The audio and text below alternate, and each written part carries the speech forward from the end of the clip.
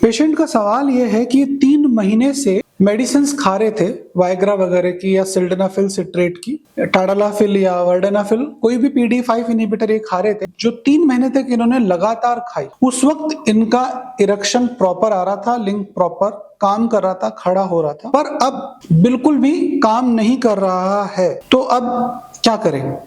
तो यदि इनका अभी मेडिसिन खाने के बाद भी पेनिस काम नहीं कर रहा है तो इसके कई रीजंस होते हैं। तो पहला, वाइग्रा या सियालिस या वर्डेनाफिल, ये आपके इरेक्टाइल डिसफंक्शन का टेम्परेरी इलाज है, ये क्योर नहीं है। तो यदि आपको इरेक्टाइल डिसफंक्शन है, यदि पेनिस में इरेक्शन नहीं आ रहा है, तो हमें उसके रीजंस ढूंढने पड़ेंगे कि ये मेरे को साइकोलॉजिकल है, ये हार्मोनल है या फिजियोलॉजिकल है। तो अभी जो इन्होंने बताया कि अब इनके ये दवाई असर नहीं कर रही है, तो इसके कई रीजंस हो सकते हैं। पहला रीजन ये हो सकता है कि ज्यादा वाइग्रा खाने से या ज्यादा कोई सी भी दवाई खाने से, सपोज करो कि आपके बुखार हो रहा है या दर्द हो रहा है और आपने पैरासिटामोल एक बार खा ली, उसने काम किया, अब आप रेगुलर खाने लग गए तो क्या करेंगी? वही पैरासिटामोल आपके लिवर को खराब कर देगी या और दूसरे साइड इफेक्ट कर देगी। वैसे ही जब आप नियमित रूप से हैवी डोजेस ऑफ वाइग्रा या सिल्डेनाफिल या टाडालाफिल या वर्डेनाफिल, कोई भी PDE5 इनहिबिटर्स खाते हो,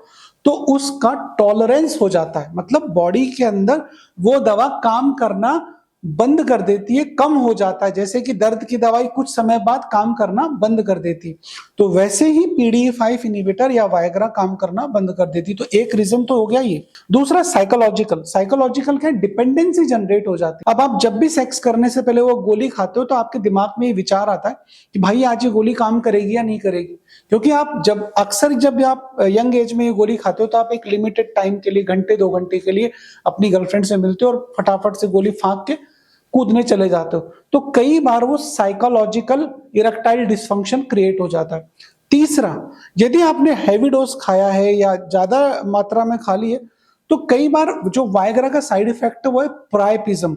और प्रायपिज्म में क्या होता है कि पेनिस काम तो कर रहा है, खड़ा भी हो रहा है, डिस्चार्ज भी हो गया है, लेकिन डिस्चार्ज होने के बाद भी वो खड़ा है, मतलब लंबे समय तक खड़ा है। और जब लंबे समय तक हमारा पेनिस खड़ा हो जाता है तो क्या होता है, उसके अंदर डैमेजेस हो जाते हैं, परमानेंट डैमेजेस हो जाते हैं। तो मेरे भाइयों, जब भी इस तरह की गोली खाओ तो किसी डॉक्टर से प्रिस्क्राइब करवा के खाओ, जो आपको डिसाइड करके बताए कि भाई तेरे को खानी है नहीं खानी है, या तू कितनी डोज की मात्रा खा। तो प्रायपिज्म जब हो जाता है तो कई बार प्रायपिज्म के अंदर जो पेनिस के सॉफ्ट टिश्यूज है वो खराब हो जाते हैं।